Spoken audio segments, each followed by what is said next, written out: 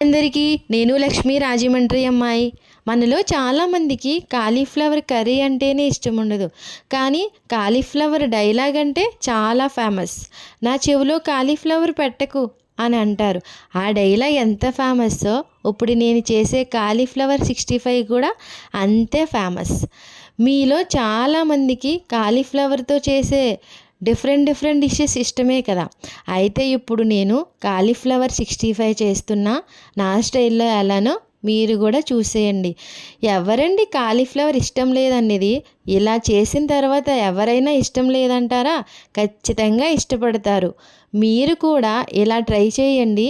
సింపుల్గా టేస్టీగా ఉంటుంది. తప్పకుండా లైక్ చేస్తారు. అయితే నేను ట్రై చేశాను.